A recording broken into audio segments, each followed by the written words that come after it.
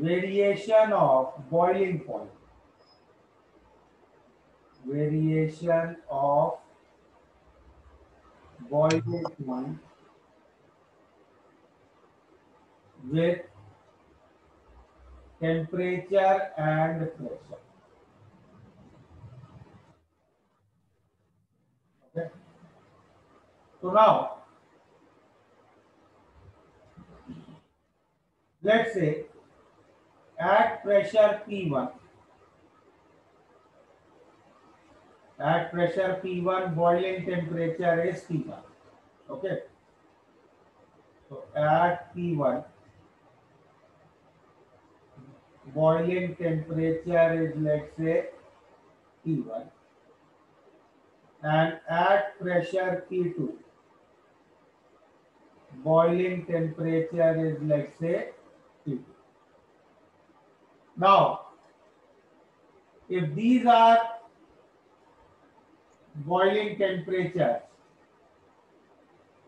so we can definitely say that at these conditions liquid and gas are in equilibrium.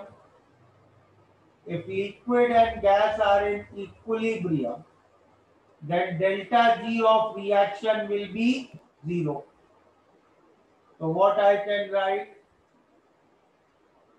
that delta G reaction at T1 P1 is 0, as well as delta G reaction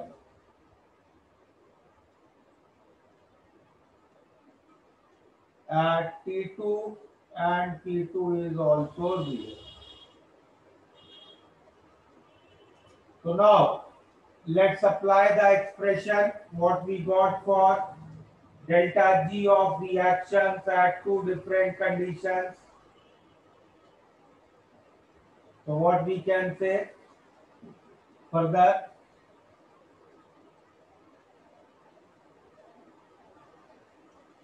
we know delta G of reaction at T2 P2 minus delta G of reaction at T1 P1.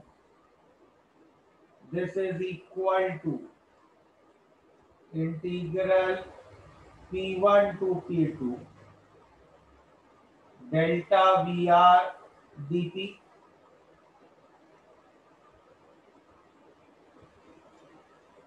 minus integral T1 to T2 delta Sr dt. Correct? So how can we write this now? 0 minus 0 is equal to integral P1 to P2 delta Vr dP minus integral T1 to T2 delta Sr dt.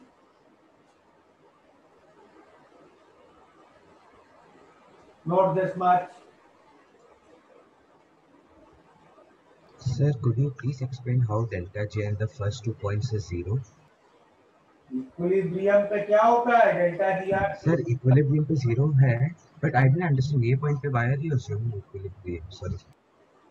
Boiling point की definition क्या थी? What was definition of boiling point? Tell me.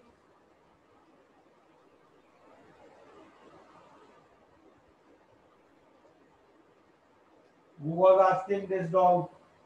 Sir, sir, 1 second. I'll just make sure I get the correct.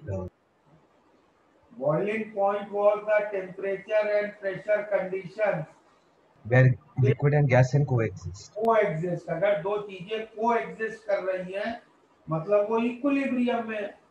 Okay, sir. Okay. Yes, sir. Thank you.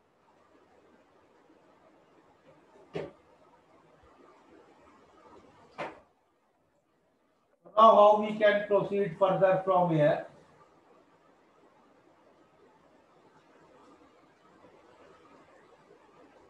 We can further write integral P1 to P2 delta VR dt is equal to integral T1 to T2 delta SR dt, which further I can write delta V R क्या होगा इस reaction का, V of gas molar volume of gas minus molar volume of liquid dP, और delta G R दोनों जगह zero है, तो delta S R can be written as delta H R by T. Now, volume of liquid is negligible in comparison to volume of gas. So Vg minus Vl, I can write Vg. I can neglect volume of liquid in comparison to volume of gas. And next thing, volume of gas from molar volume of gas from ideal gas equation, I can write RT by P. So what this equation becomes? Integral RT by P dt is equal to integral delta HR by T dt. तो इसको rearrange करके कैसे लिख सकते हैं? Integral P1 to P2 dP by P is equal to, assuming delta X constant है, delta X fusion generally temperature के साथ वेरी नहीं करता है, तो उसको इंटीग्रल के बाहर निकाल के integral T1 to T2 dt by T square. So what we will get on integrating it? Our final result will become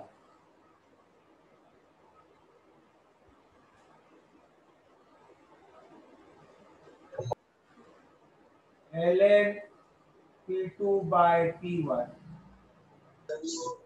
Sorry.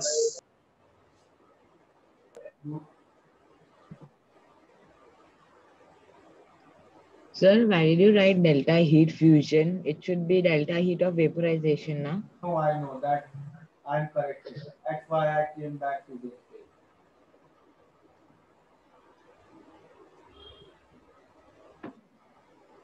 It will be delta H vaporization.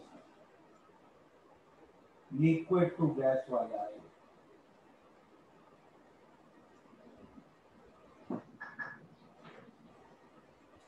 Heat, mute yourself.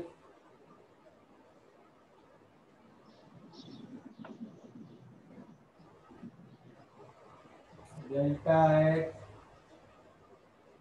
vaporization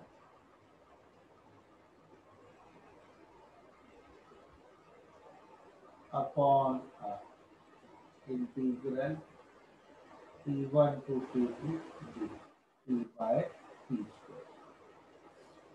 Yes, so what we will get on this integral?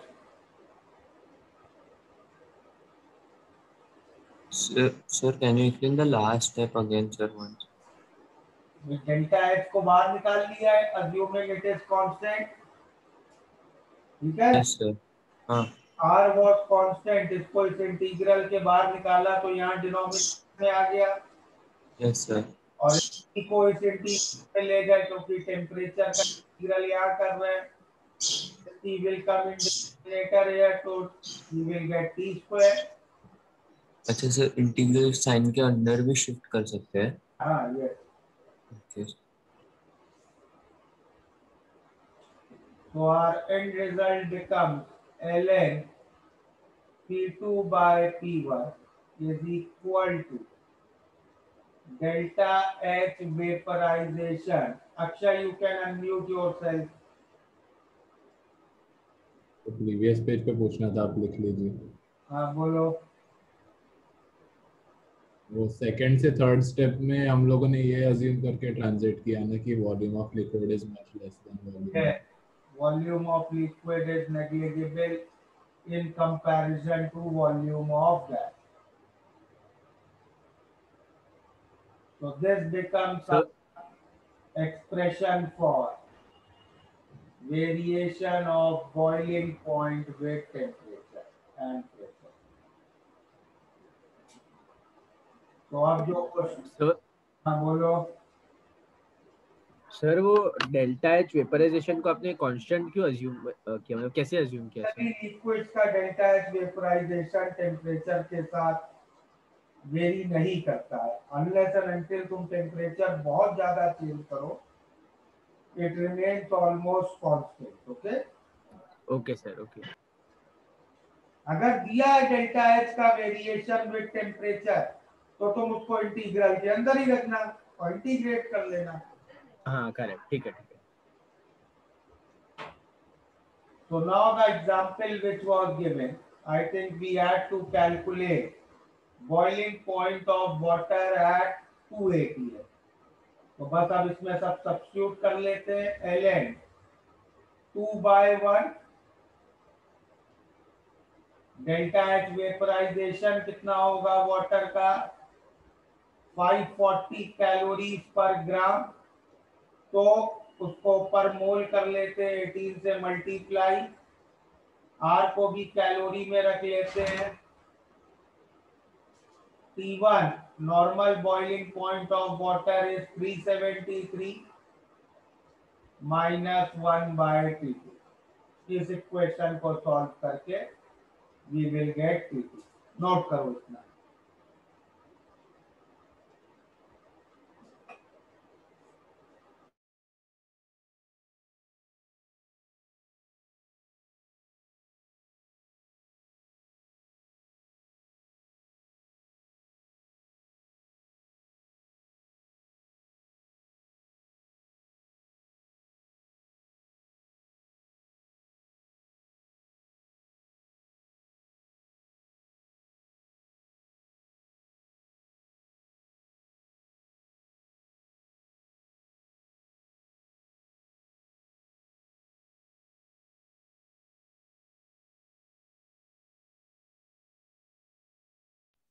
Sir वो 540 into 18 वाला part नहीं समझा।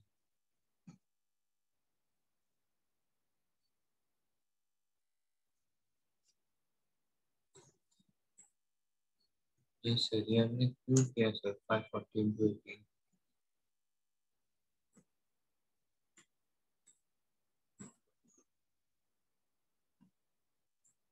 Hello sir, आवाज नहीं आ रहा sir.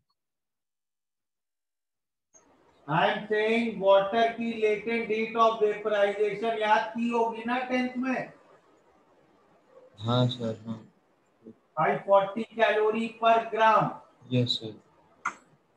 पर मोल कितनी हो जाएगी, 540 इंटू 18 कैलोरीज पर मोल। Yes sir. ओके, समझ सर और गए। फिर डिवाइड बाय 2 सर। तो आर की वैल्यू रखी, आर की वैल्यू कैलोरी में 2 कैलोरी पर मोल केल्विन होती है ना। Okay sir, okay,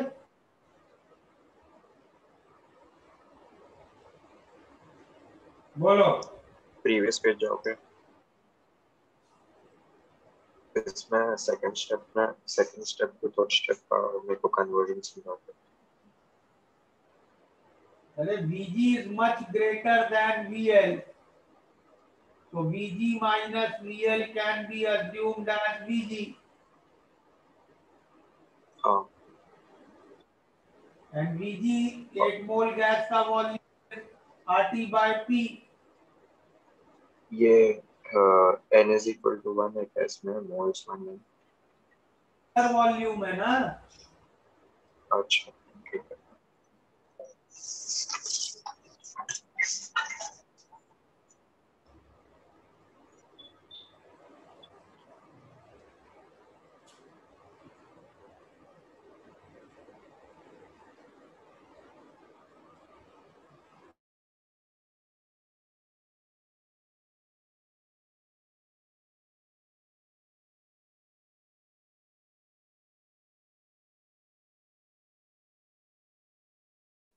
Please show the next slide.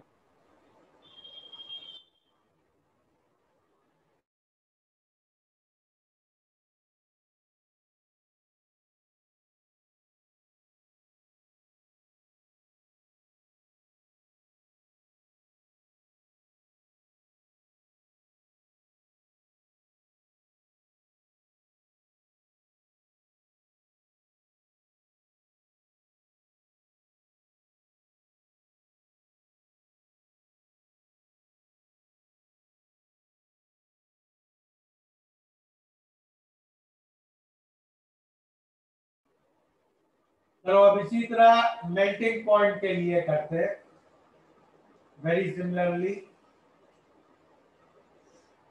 चलो नोट करो,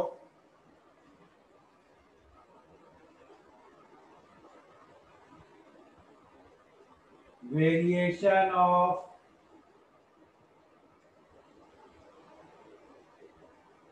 melting point with pressure and temperature.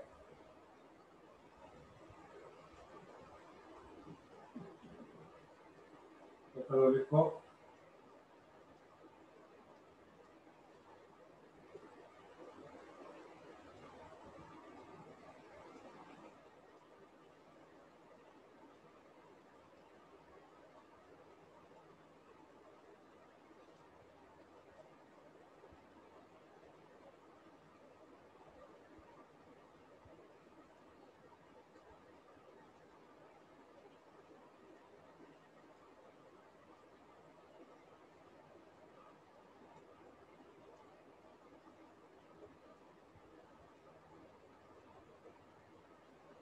क्या आ जाएगा डेल्टा जी दोनों पे, delta G at T1 P1 0, delta G at T2 P2 0, correct.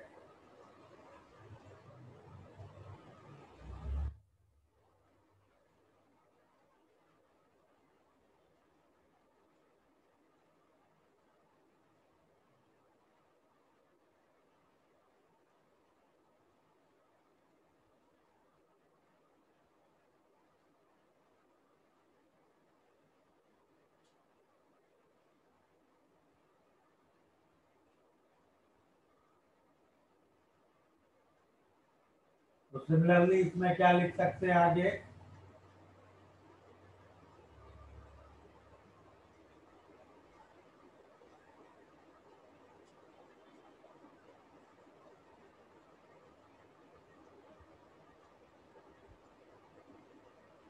अब liquid and solid both are incompressible states of matter, तो उनका volume तो प्रेशर के साथ ज्यादा वेरी करेगा नहीं, correct. And the VL minus VS will be constant. So what will the integral become? VL minus VS integral dt is equal to delta H fusion integral dt by t. तो integrate करके क्या मिल जाएगा, P2 minus P1 is delta H fusion upon VL minus VS ln T2 by T.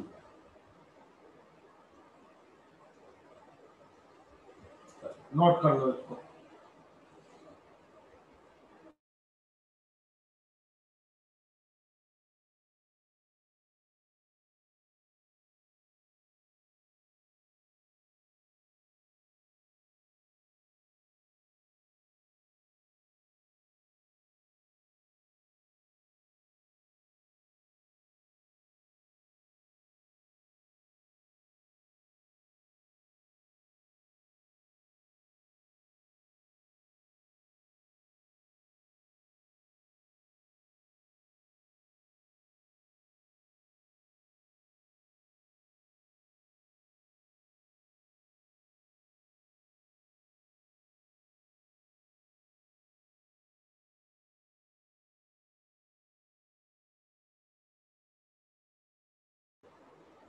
बोलो वंश।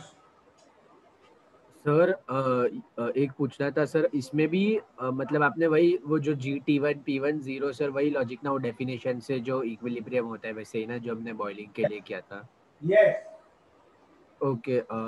और sir और एक चीज पूछना है सर, आप नेक्स्ट स्लाइड मुझे समझा सकते। नेक्स्ट स्लाइड में भाई VL माइनस VS कांस्टेंट है, इंटीग्रल के बाहर निकाल लिया। करेक्ट। लिक्विड और सॉलिड का वॉल्यूम तो प्रेशर के साथ चेंज होगा नहीं, और डेल्टा एच को भी कांस्टेंट अज्यूम करके बाहर निकाल लिया। ओके।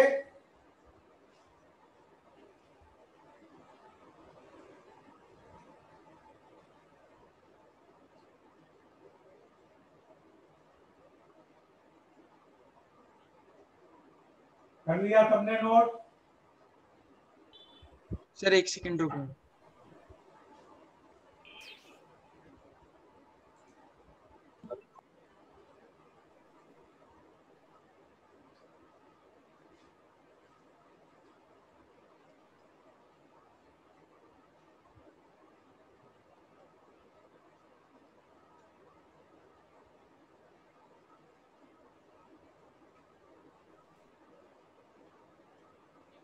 सर कर लिया नोट। चलो, फिर इसका क्या प्रॉब्लम दिया था याद है, ग्लेशियर वाला? Sir, maximum height of glacier on at North Pole at -20 degrees Celsius. हाँ, तो अब वो प्रॉब्लम कैसे करेंगे देखो भाई। आइसबर्ग बन रहा है, सपोज आइस का स्लैब। आइस यहाँ टॉप पे प्रेशर कितना होगा? 1 atm। यहाँ बॉटम में प्रेशर कितना होगा? बॉटम पे प्रेशर हो जाएगा 1 atm प्लस रो जी है। यहाँ पे 1 atm पे तो मेल्टिंग पॉइंट हमें मालूम है, ये हाइट एच है इस आइसबर्ग की 273 केल्विन, और ये हम चाहते हैं मैक्सिमम हाइट हो आइसबर्ग की, मतलब इससे ज्यादा हाइट का नहीं बन सकता है। अब इससे ज्यादा हाइट का आइसबर्ग नहीं बन सकता, मतलब यहाँ पे नीचे इस आइस के जो वाटर है, ये आइस और वाटर इक्विलिब्रियम में हो, मतलब यहाँ पे इस हाइट इस डेप्थ पे melting point should be atmospheric temperature 253 kelvin. ठीक है, सब कुछ इस इक्वेशन में रख देंगे। तो P2 माइनस P1 कितना हो गया? रो जी है is equal to delta H fusion ice का 80 कैलोरी पर ग्राम। एक ग्राम लिक्विड और सॉलिड का वॉल्यूम लिख लेते हैं। लिक्विड वाटर की डेंसिटी 1। देखो सारी वैल्यू सब्स्टिट्यूट करते हैं, देख लीजिए। बोलो क्या डाउट है? सर इसमें मेल्टिंग पॉइंट वाला पार्ट समझा सकते हो? भाई देखो, यहाँ एटमॉस्फेयर पे टेम्परेचर -20 डिग्रीज है। हाँ। अब वाटर का फ्रीजिंग पॉइंट तो 0 है, तो वाटर फ्रीज होता जाएगा, 0 है। जैसे जैसे वाटर फ्रीज होगा, आइस लेयर की थिकनेस बढ़ती जाएगी। करेक्ट। से लेयर के बॉटम में प्रेशर बढ़ता जाएगा। करेक्ट। हाँ। अब देखो ये इक्वेशन पे जरा सब लोग थोड़ा ध्यान दें। डेल्टा एच फ्यूजन का साइन क्या होता है? इज इट पॉजिटिव और negative? Can you tell me?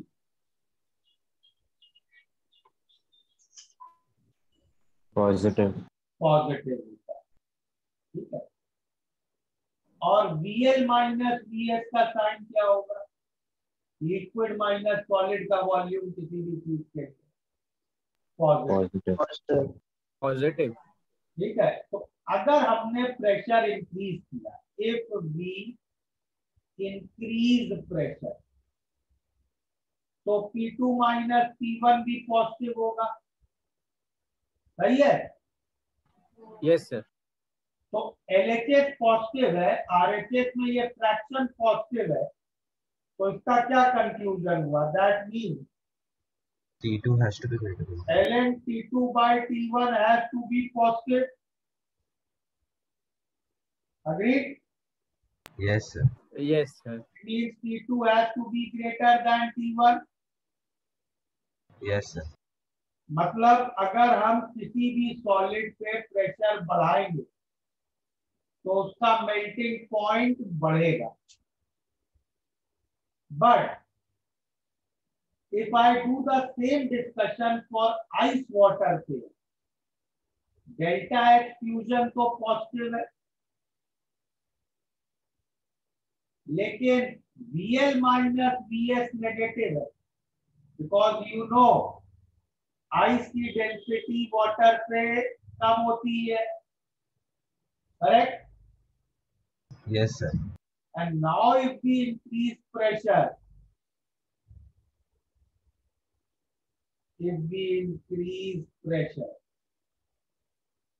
P2 minus P1 is positive. So what will this imply? That ln T2 by T1 has to be negative. So T2 has to be less than T1. Ice water के लिए उल्टा होता है, ice पे अगर pressure बढ़ाओगे तो उसका melting point कम होता जाता है, बाकी किसी भी सॉलिड पे अगर प्रेशर बढ़ाओगे तो उसका मेल्टिंग पॉइंट बढ़ता जाता है। Is this clear?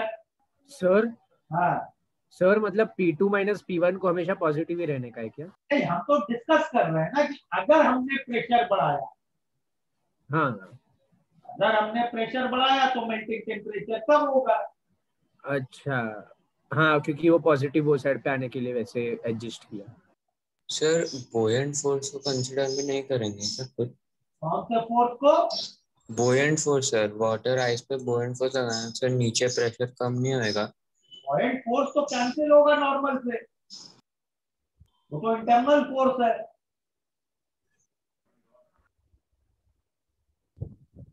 और सर वो 0 to 4 डिग्री सेल्सियस में ही होता है ना सर, आइस और वाटर सर? तो ये जो हमने ग्लेशियर लिया सर वो बिलो 0 डिग्री सेल्सियस है ना नीचे? तो 0 to 4 क्या होता है सर 0 to 4 में डिक्रीज होता है सर उसका वॉल्यूम वाटर का। मैंने वो बात कहीं पे की है, मैं तो कह रहा हूं आइस की डेंसिटी वाटर से कम है। वाटर आप रूम टेम्परेचर पे भी वाटर लो, उसमें आइस क्यूब डालो, आइस क्यूब फ्लोट करता है ना उस वाटर पे। Yes sir. मतलब आइस की डेंसिटी वाटर से कम है। Yes sir. तो फिर अब ये 0 क्या कर रहे हो?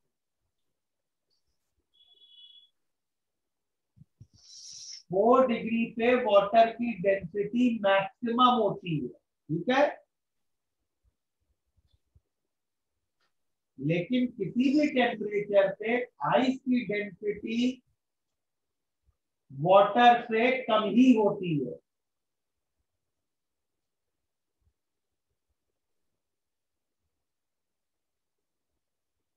सर ये सेकंड केस कब पॉसिबल है, जब volume of liquid volume of solid से कम हो गया? आइस वाटर के लिए यार, वही तो बात। Okay okay.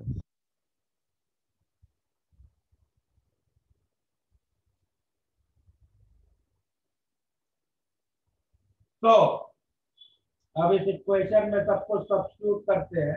रो आइस की डेंसिटी लिखनी पड़ेगी, SI यूनिट में लिख लेते हैं। आइस की डेंसिटी 900 kg पर मीटर क्यूब, G10, H हमें निकालना है।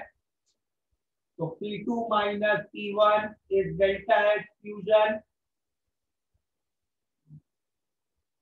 आइस का लेटेंट हीट 80 कैलोरी पर ग्राम। अपॉन लिक्विड का वॉल्यूम, 1 ग्राम वाटर का वॉल्यूम, वाटर की डेंसिटी 1 ग्राम पर ml, तो 1/1, आइस की डेंसिटी 0.9 ग्राम पर ml, और ये सब वॉल्यूम ml में है, तो इनको मीटर क्यूब में कन्वर्ट कर लिया into ln T2/T। तो ये सॉल्व करके हमें h की वैल्यू मिल जाएगी। ये क्वेश्चन क्लियर है सबको? तो वो डिनोमिनेटर वाला पार्ट कैसे आया? भाई ये क्या यूनिट किया तुमने, 80 कैलोरी पर ग्राम ना, हाँ तो नीचे 1 ग्राम लिक्विड और 1 ग्राम आइस का वॉल्यूम रखना है। ओके ओके 1 ग्राम लिक्विड वाटर का वॉल्यूम क्या होगा, वाटर की डेंसिटी 1 ग्राम पर ml होती है, हाँ और आइस की डेंसिटी क्या होती है, 0.9 ग्राम 0.9 ml। ओके सर तो ये वॉल्यूम ml में आए, हम पूरी इक्वेशन SI यूनिट में लिख रहे हैं, तो वॉल्यूम को मीटर क्यूब में कन्वर्ट करना है, तो 10⁻⁻6 मल्टीप्लाई कर दिया। ओके सर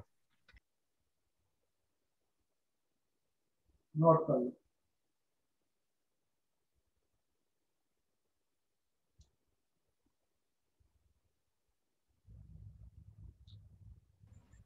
सर बोलो। सर ये मेरे को ये नहीं समझ आया कि आपने P2 पे मेल्टिंग पॉइंट को मतलब वो क्यों लिया, -20 डिग्री सेल्सियस क्यों लिया है? बाहर का टेम्परेचर कितना है? -20। और मैं कह रहा हूँ ये मैक्सिमम हाइट है आइसबर्ग की, यस। मतलब इसके नीचे का वाटर फ्रीज नहीं हो रहा है। हाँ वाटर फ्रीज क्यों नहीं होगा, वही वाटर फ्रीज नहीं होगा ना जिसका मेल्टिंग पॉइंट बाहर का टेम्परेचर हो। हाँ हाँ okay okay okay yes sir got it, thank you.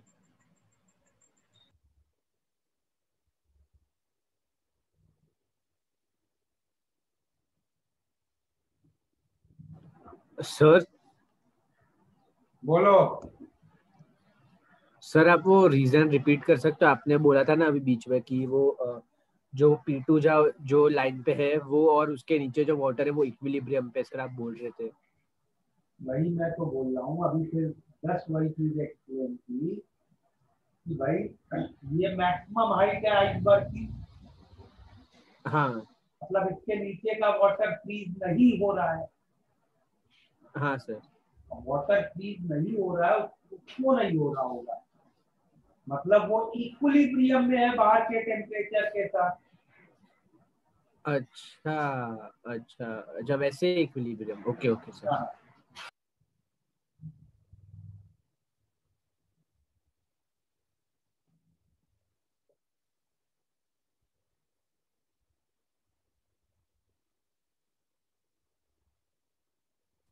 So can you explain this question again? We have seen that for ice water, as pressure increases, melting point decreases. Okay?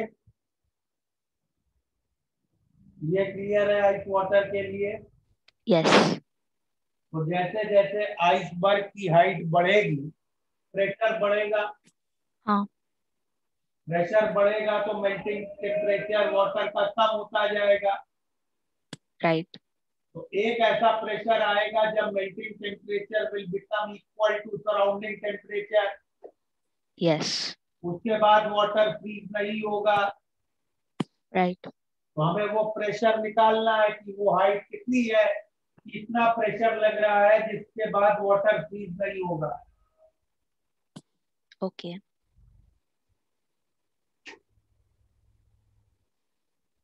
Clear है? हाँ सब better है। Sir तो सिर्फ water के लिए ऐसा height रहेगा, कोई भी और लिक्विड के लिए it will keep on freezing until as long as we go. Yes, क्योंकि बाकी हर लिक्विड के लिए प्रेशर बढ़ने से मेल्टिंग टेम्परेचर और बढ़ता है। Okay sir. सर वो 900 हमें रो है क्या सर, वो एयर का डेंसिटी है? आइस का डेंसिटी। तो सर कोई और ओके लिक्विड, ओके। तो कोई और लिक्विड के केस में क्या होगा, क्या बोला आपने? यार और किसी लिक्विड में जब प्रेशर बढ़ता है तो मेल्टिंग टेम्परेचर बढ़ता है। यहाँ ओके सर। और कोई लिक्विड होता तो ऐसा थोड़े अजीब होता। सर इसमें कन्वर्ट करना पड़ेगा ना कैलोरी को जूल में? जो करना पड़ेगा। अच्छा हाँ, SI यूनिट है ना सर। हाँ इसलिए। सब लोग 4.18 जूल में। सर पर हम लोग हाइट ऊपर जाएंगे तो एयर प्रेशर का जो वेरिएशन होगा हम लोग नहीं गिन रहे क्या? एयर कहाँ है भाई मेरे, ये आइस का आइसबर्ग है ना। एयर कहाँ है इसमें? सर फिर हम लोग एटीएम भी गिन रहे हैं ना, इसलिए। तो एटीएम इसके ऊपर तो एटमॉस्फियर है। हाँ सर। उसने इस लेयर पे 1 ATM का प्रेशर लगा दिया। ठीक है। ओके मतलब ओके समझा, मतलब वो जो ऊपर वाला सरफेस है वो अर्थ सरफेस पे है ना? हाँ हाँ ओके।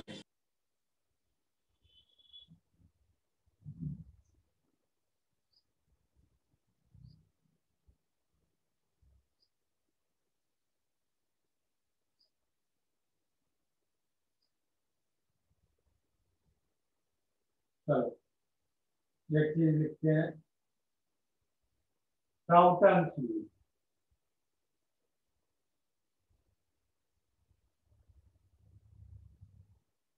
लिखो इसमें। It states that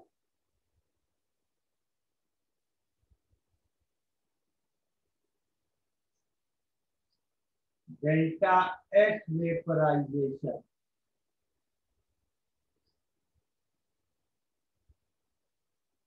for organic liquid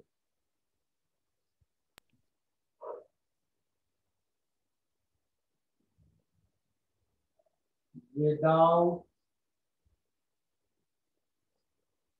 intermolecular hydrogen bonding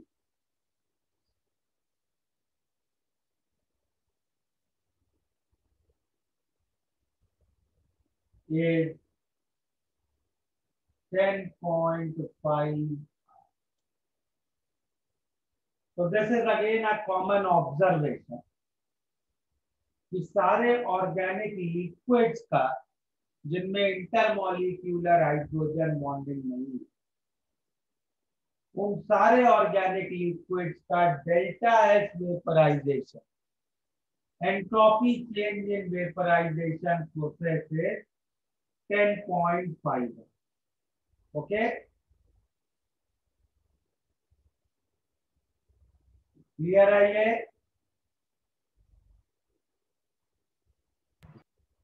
Yes, sir. There is no proof or logic behind it. This is a common observation. Okay. Okay, sir. So it was observed that it is 10.5 R. ये value है, इसमें क्या explain कर? अच्छा मतलब उसे observe किया कि 10.5 R थी।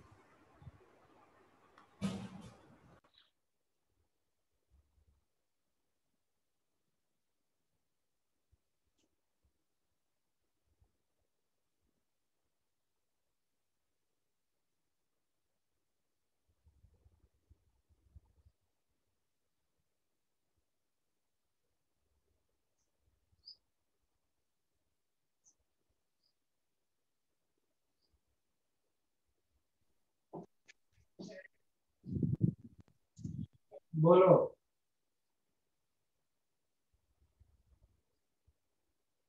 Sir, I forgot to raise down the hand. Sorry.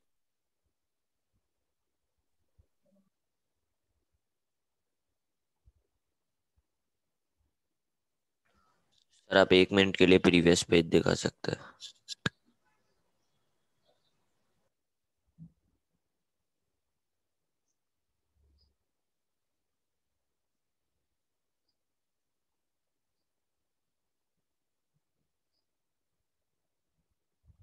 हो गया?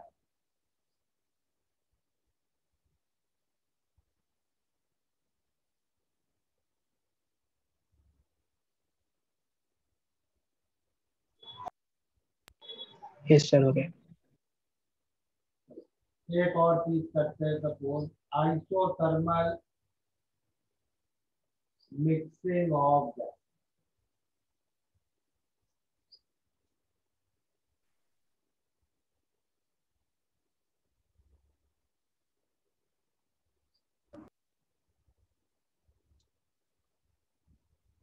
तो इसमें क्या है, सपोज दो कंटेनर है मेरे पास। एक कंटेनर में N1 मोल्स है गैस 1 के at pressure T, temperature T।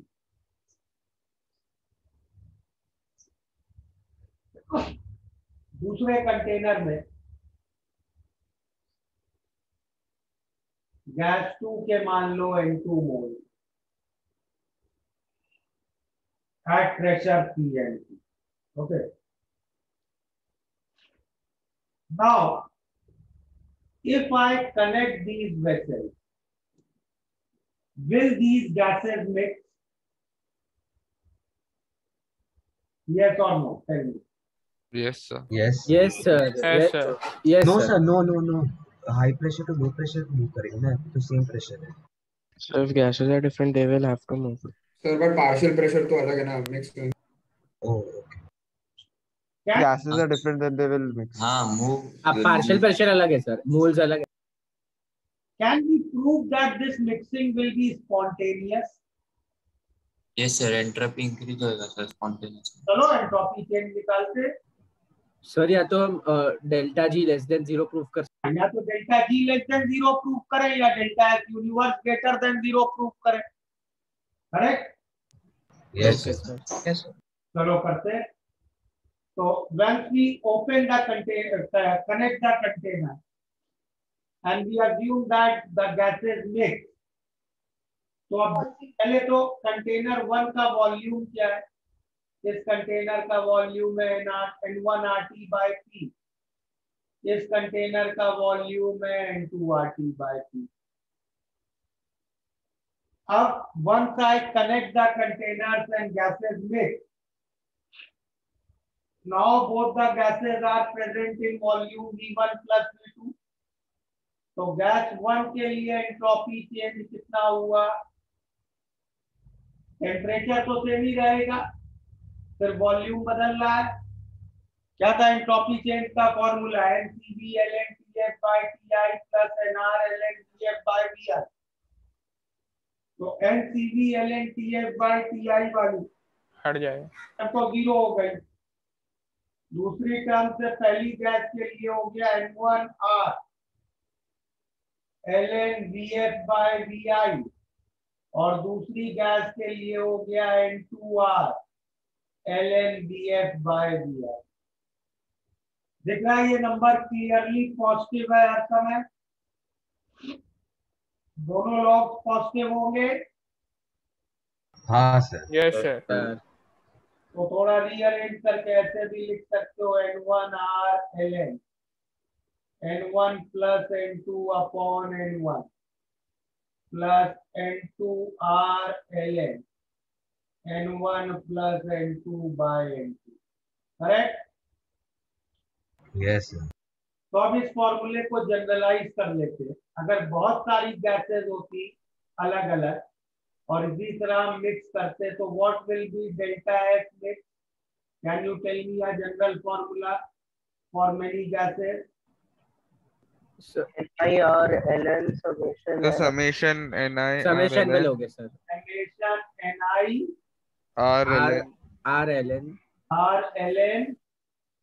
तो इसमें फिर summation Ni या एक और आएगा। Summation Ni by summation Ni. Ni by N। 1 by Xi। Yes sir. या करेक्ट। हाँ। Correct? Yes sir. Yes sir. Yes sir. हाँ. Yes, sir. क्या होगा sir XI? Mole fraction. Mole fraction और डेल्टा एच मिक्स तो 0 ही है, तो delta G mix क्या होगा? -T delta H mix. ठीक है, यस सर। चलो नोट कर लो isothermal mixing of gases. Sir हाँ sir delta H mix zero क्यों, एक बार बोल सकते हैं? प्रेशर सब कांस्टेंट है, टेम्परेचर तो दोनों गैस का सेम है ना, किसी भी गैस का टेम्परेचर चेंज हो ही नहीं रहा है, प्रेशर चेंज हो ही नहीं रहा है, तो एंथैल्पी कैसे बदलेगी? हाँ you plus, okay okay okay sir plus V2 by V1 है कैसा है तो बता सकते हो? है lawn V1 plus V2 by V1 delta S mix में lawn V1 plus V2 by V1 कैसा है? VF by VI। हाँ तो गैस 1 के लिए इनिशियल वॉल्यूम क्या है? V1। हाँ और जब तुमने कनेक्ट कर दिया और ये मान लिया मिक्सिंग हो गई, तो गैस 1 पूरे वॉल्यूम में प्रेजेंट होगा ना V1 plus V2 में।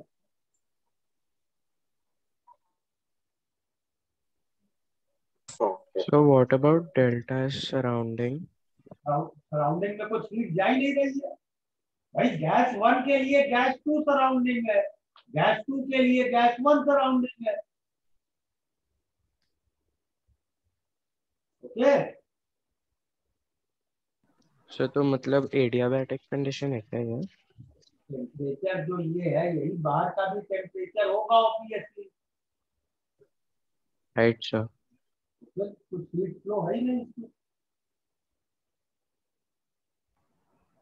सर आप एक बार ये सर वो NCV lawn TF by TI sir वो किधर क्या, वो एक बार ओरली बोल सकते हो तो भी चलेगा।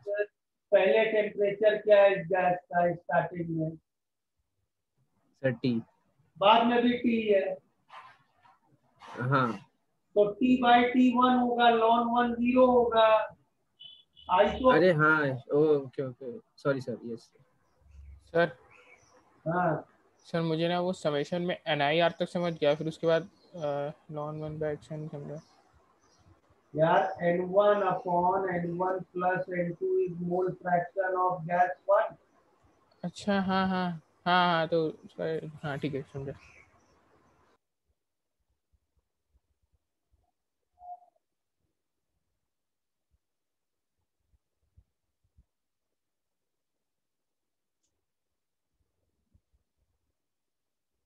कर लिया नोट? No sir. सर एक मिनट।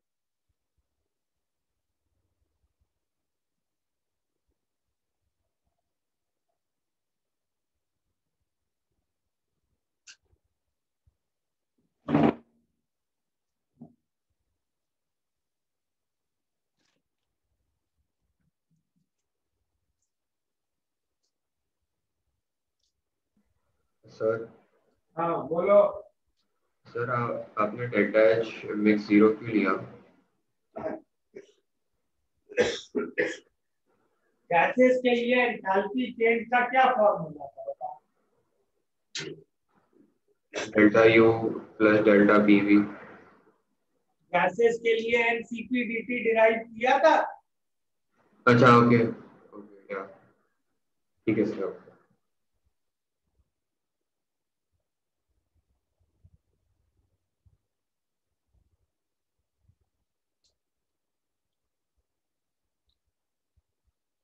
हो गया ये complete? Yes sir. Yes sir. चलो यस सर। आगे आ जाते हैं, थोड़ा सा आज लिखिए थर्ड लॉ ऑफ थर्मोडायनामिक्स। देखो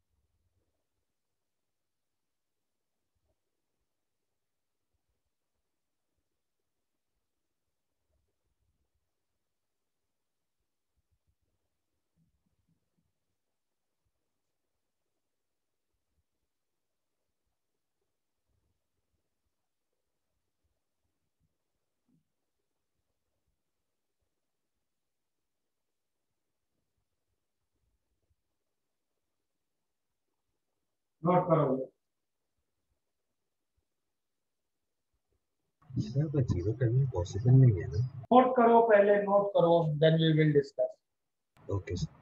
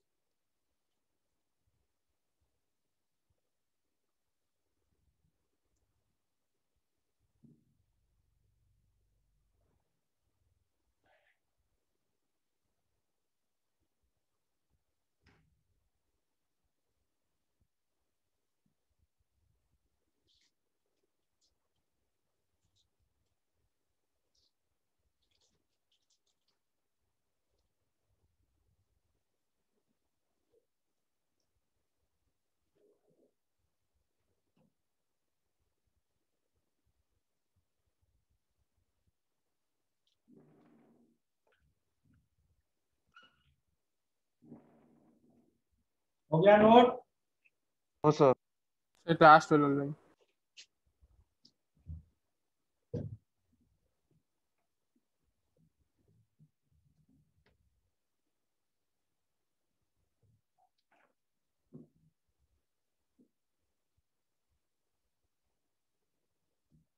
यस सर, नोटेड। अब देखो, किसी भी सब्सटेंस में एंट्रोपी क्या है? Measure of randomness. और किसी भी सब्सटेंस में रैंडमनेस क्यों आती है? रैंडमनेस आने के दो रीजन है। किसी भी सब्सटेंस में रैंडमनेस दो तरीके से, एक रैंडमनेस आती है due to movement of molecule, motional randomness, correct? Molecule zigzag move करेंगे, उससे सिस्टम में रैंडमनेस आएगी। और दूसरी रैंडमनेस आती है due to position. Molecule arranged कैसे हैं, एक दूसरे के रिलेटिव उनकी अरेंजमेंट कैसी है, that will give us positional randomness. ये दोनों क्लियर है? Yes sir. वो पहले वाला Yes, क्या sir. था? मॉलिक्यूल्स के मूवमेंट की वजह से जो रैंडमनेस है। Okay sir. अच्छा, मोशनल रैंडमनेस हम लोग कैसे बढ़ा सकते हैं? Giving it no place to move. Temperature बढ़ाते हैं। टेम्परेचर बढ़ाते हैं, करेक्ट? तो डेल्टा एस सिस्टम में मालूम है ना एक टर्म थी, NTV LN TF by TI. हाँ सर। हाँ सर। Yes sir. हाँ ये मोशनल रैंडमनेस में कितना इंक्रीज हो रहा है वही बता रही थी। और पोजिशनल रैंडमनेस हम लोग कैसे बढ़ा सकते हैं? Increase volume. Volume increase sir. जितना वॉल्यूम होगा उतने ज्यादा पॉसिबल अरेंजमेंट होंगे, करेक्ट? वो जो दूसरी NR ln VF sir. NR ln VF by step by VI, that was the change in positional randomness. Okay? Yes sir. अब अगर हम लोग 0 केल्विन पे आते, 0 केल्विन पे आ गए तो ऑल मॉलिक्यूलर मोशन सीजेस, सारे मॉलिक्यूल्स बिल्कुल स्टेशनरी हो जाते हैं। अगर सारा मॉलिक्यूलर मोशन सीज हो गया, इसका मतलब क्या है? No motional randomness. अब तो मोशन से कोई रैंडमनेस है ही नहीं। Agreed? Yes Yes, sir. sir. Now if I have a perfect crystal, perfect crystal मतलब पूरे क्रिस्टल में, पूरे सॉलिड में एक ही अरेंजमेंट, वन यूनिक अरेंजमेंट.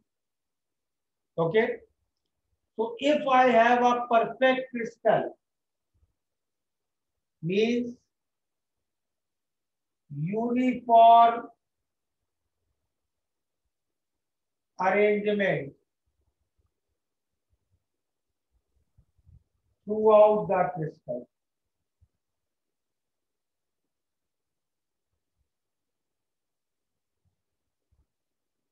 ठीक है, तो अगर एक ही अरेंजमेंट है पूरे क्रिस्टल में तो there is no positional randomness also.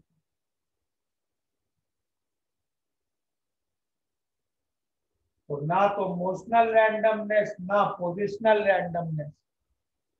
Correct? Yes sir. Yes. इस पूरे क्रिस्टल में कोई रैंडमनेस नहीं. Hence entropy, which is a measure of randomness, will be zero. तो एक परफेक्ट क्रिस्टल की 0 केल्विन पे एंट्रोपी 0 होती है. क्लियर है यहाँ तक? हाँ सर. डेल एफ एस 0 है ना सर? ये सिर्फ थियोरेटिकल है ना सर? जो मेजर है एंट्रोपी और उसी रैंडमनेस के बारे में डिस्कशन कर रहे हैं. Okay sir. अब but suppose del of S delta S 0 नहीं होगा क्या? हाँ सर, डेल्टा एस 0 होगा ना सर? यार एब्सोल्यूट एंट्रोपी की बातें हो रही है, रैंडमनेस ही 0 है इसकी. सर हाँ सर, परफेक्ट क्रिस्टल कोई भी टेम्परेचर पे हो सकता है ना? पे ही हो सकता है. क्या बोला? परफेक्ट क्रिस्टल केवल 0 केल्विन पे हो सकता है. Okay sir. और टेम्परेचर पे मॉलिक्यूल्स में थोड़ा मोशन होगा.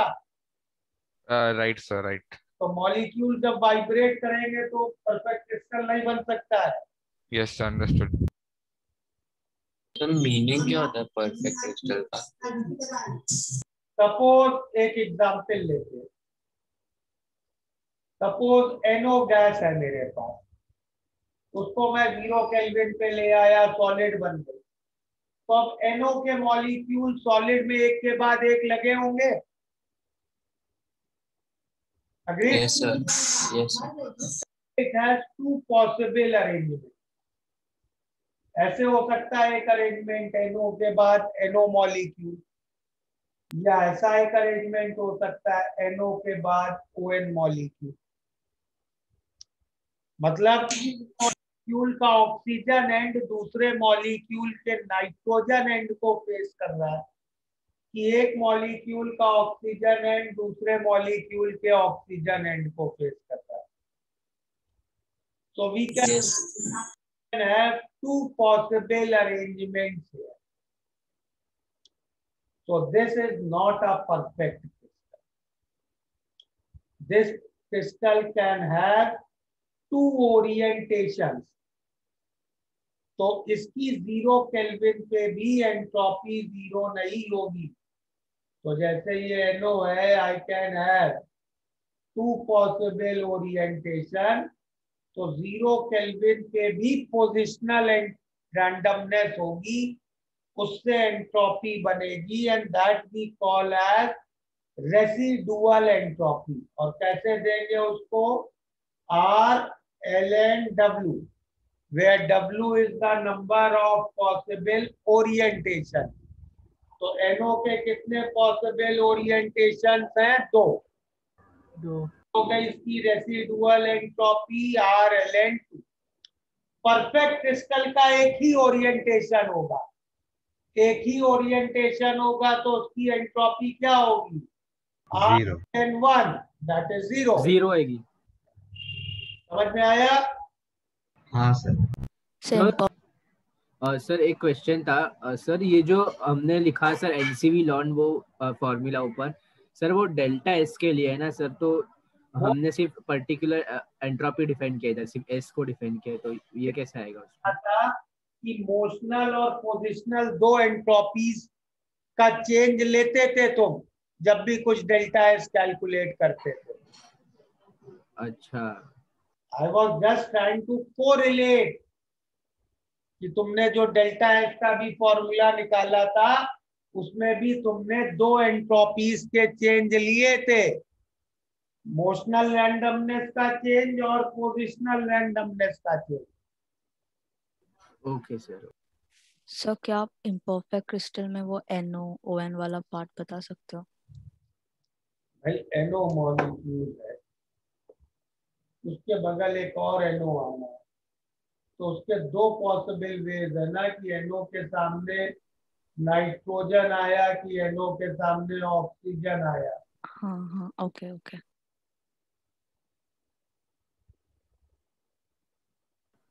सर हाँ सर हमने जो डेल्टा एस का फॉर्मूला निकाला था वो change in motional randomness plus change in positional randomness था।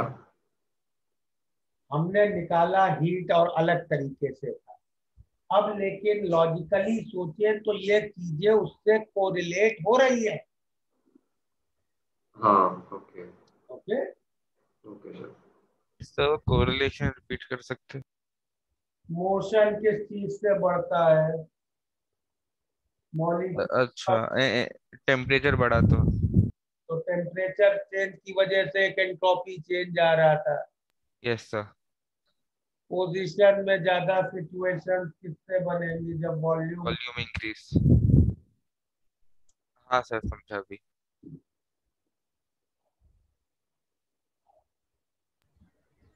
सर परफेक्ट क्रिस्टल में सिर्फ क्यों एक ही ओरिएंटेशन होगा? उसी को हम परफेक्ट क्रिस्टल कहते हैं। सर एक सेकंड, परफेक्ट क्रिस्टल का पेज दिखाओ ना। परफेक्ट क्रिस्टल की डेफिनेशन देखो क्या लिखी है। और सर ये इसको जब नॉन जीरो होता तो रेसिडुअल एंट्रोपी बोलते हैं ना? हाँ ओके।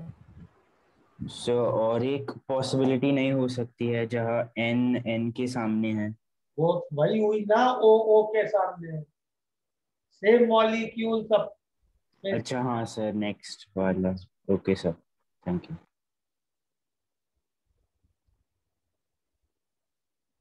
सर वो यूनिफॉर्म अरेंजमेंट है इसलिए आपने एक ओरिएंटेशन बोला। हाँ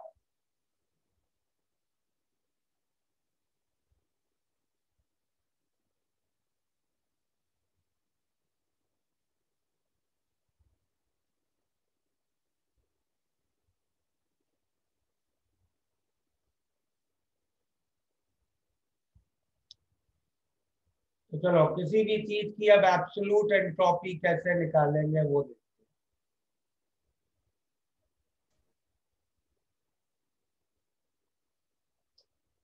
हैं। सपोज मेरे पास कोई सब्सटेंस है A, गैसियस स्टेट में है, T केल्विन पे, हमें उसकी एब्सोल्यूट एंट्रोपी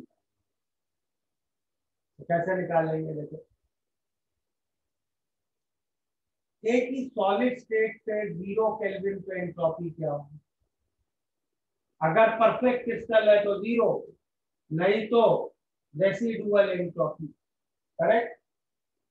देखो, अगर प्रॉब्लम में तुम्हें क्रिस्टल के बारे में कुछ बताया ना जाए तो you will always assume that it is a perfect crystal. Okay.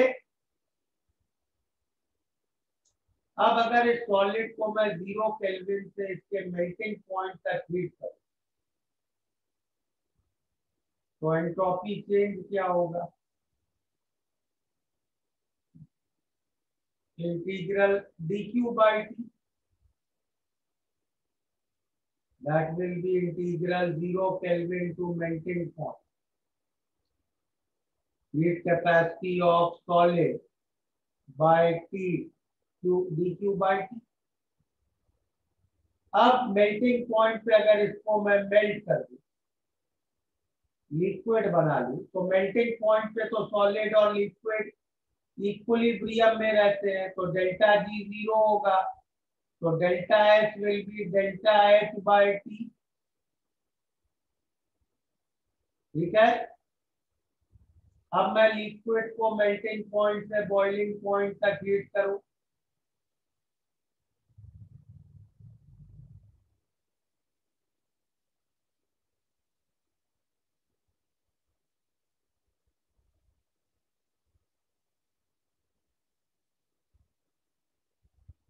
heat capacity of liquid by TdT,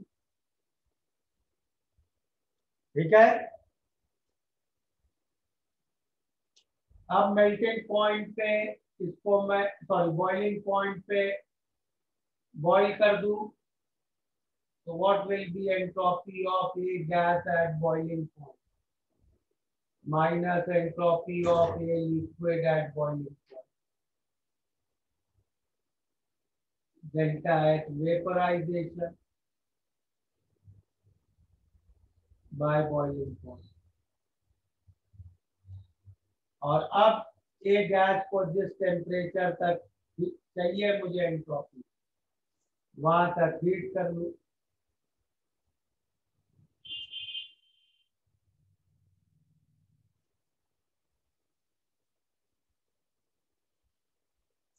Correct? So now if I add all these, what I will get absolute entropy of A gas at T. It will be residual entropy plus 0 to melting point C of solid by T dt plus delta H fusion by melting point plus melting point to boiling point C liquid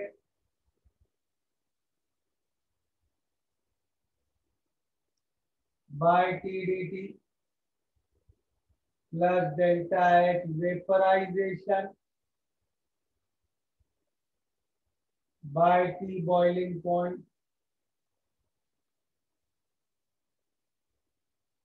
plus integral boiling point to T C gas by T dt। Clear है? Yes sir. Previous page दिखाओ ना।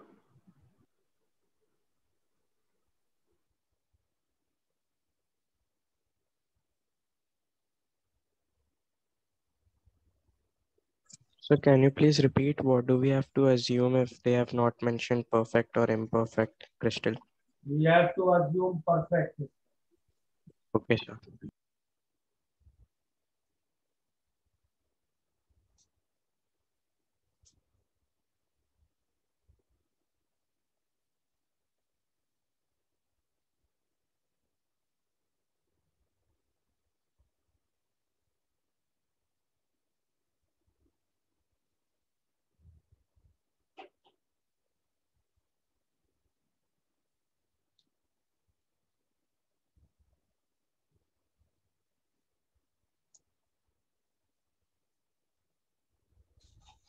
So next Sir, slide next slide, sir.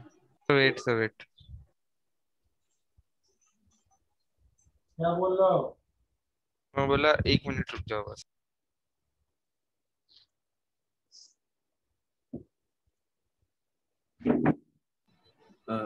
Hello sir. हाँ sir मुझे अभी भी वो एक doubt है सर, वो हम जो प्रीवियस स्लाइड पे आपने किया था वो पर्टिकुलर एंट्रोपी था और वो एनसीवी लॉन और एनआर लॉन वो डेल्टा एस के टर्म्स है सर, तो हमने उसको इसमें कैसे डाला सर, मुझे वो डाउट। मैंने उनके बीच इक्वल साइन लगाया है क्या? नहीं सर।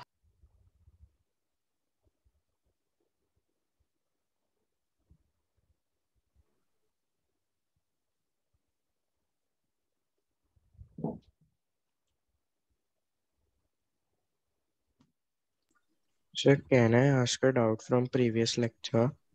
बोलो। So please show the next page. Next page sir. Sir हमने लास्ट क्लास में डेल्टा जी आर का वेरिएशन विद पीएनटी किया था, तो उसमें रिएक्शन का टेम्परेचर चेंज किया था क्या हमने? मतलब उसमें नॉन पीवी वर्क जीरो क्यों है वो मेरे को समझ में नहीं आया। क्या है? नॉन पीवी वर्क उसमें जीरो क्यों है वो मुझे समझ में नहीं आया।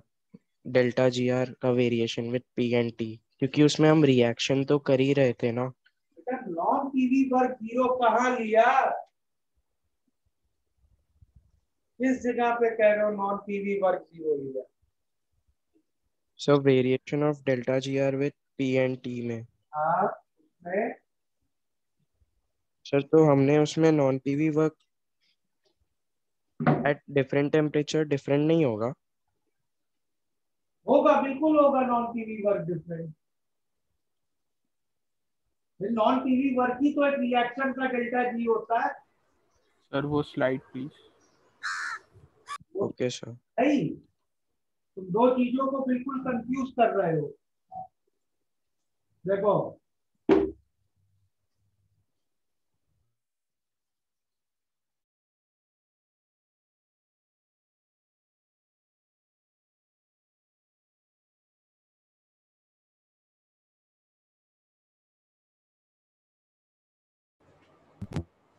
देखो वेदांत, यस सर।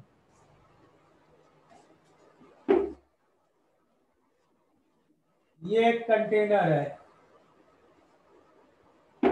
इसमें हम एक रिएक्शन कर रहे हैं at temperature T1 P1। Yes sir. ये एक कंटेनर है, इसमें हम वो रिएक्शन कर रहे हैं T2 P2। Yes sir. इसमें रिएक्ट यहाँ डेल्टा जी आर कुछ होगा T1 P1 पे, यस सर। यहाँ डेल्टा जी आर कुछ होगा T2 P2 पे। हाँ सर। ये वैल्यू मान लो x1 है, ये वैल्यू x2 है, ये दोनों वैल्यूज अलग होंगी। हाँ सर। यही नॉन पीवी वर्क है, ठीक है। हाँ सर। अब ये जो डेल्टा जी आर है ये क्या होगा? C G C plus D G D minus A G A minus D G B, हाँ सर। और ये होगा सी जी सी डैश। भाई ये दोनों वैल्यूज क्यों बदली? क्योंकि ए बी सी डी सबकी गिब्स फ्री एनर्जी बदल गई होगी। Yes sir. ठीक है। Yes sir. अब मैं केवल ये दो वैल्यूज पे ध्यान दे रहा हूं, जीसी डैश और जीसी। हाँ सर। ये क्या है value? Gibbs free energy of 1 mole C at T2 P2। Yes sir. ये क्या है? Gibbs free energy of 1 mole C at T1 P1। Yes sir. अब मैं केवल इतनी प्रॉब्लम पे माइंड लगाऊं तो 1 मोल सी दोनों जगह है, हाँ सर। तो यहाँ तो सी में कोई चेंज नहीं हो रहा है। अगर मैं बस इतना चेंज निकालना चाह रहा हूं यस सर। तो यहाँ नॉन पीवी वर्क क्यों लेंगे जीसी और जीसी डैश के डिफरेंस में? Okay sir. समझे? हाँ सर। इसी तरह जीडी डैश जीडी को रिलेट किया, जीए जीए डैश को। Okay sir. ठीक है सर, समझ गया मैं। Thank you sir. Sir add होएगा ना सर डीजीडी? क्या ऐड कर लिया?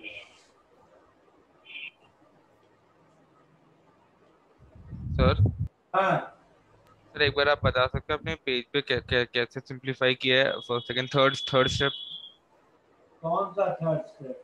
सर ऊपर से थर्ड स्टेप, ऐसे gas at T kelvin is equal to S R plus वो वाला। तो ये सब कुछ ऐड किए हैं। ओ वन, ये सारी इक्वेशन को इक्वेशन 1 2 3 4 ओके अच्छा ऐड किया सबको, ठीक है। सब ये 1 to 6 ऐड किया है। Okay sir okay.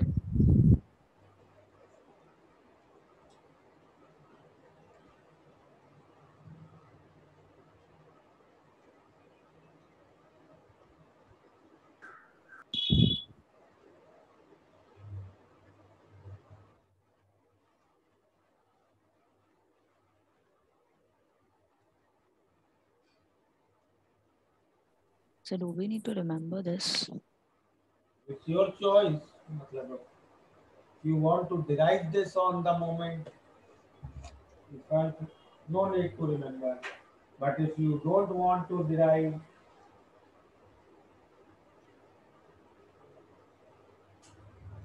Okay. Okay, sir. Sir previous slide दिखाओ ना एक सेकंड।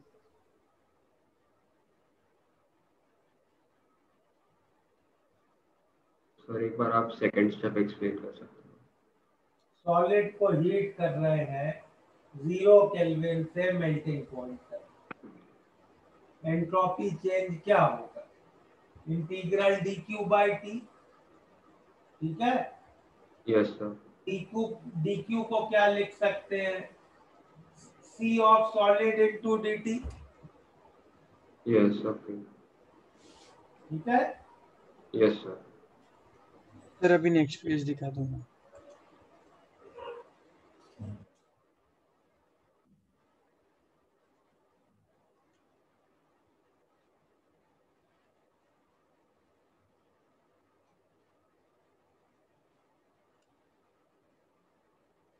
चलो we'll stop here. Bye everybody. Sir sir एक लास्ट चीज पूछनी थी मुझे सर, ये F/2 RT क्या होता है? इंटरनल एनर्जी होता है क्या या काइनेटिक एनर्जी? तब फर्स्ट लॉ करा रहे थे तब देखो CV को डिराइव किया था F/2R। अच्छा ओके ओके सर ठीक है।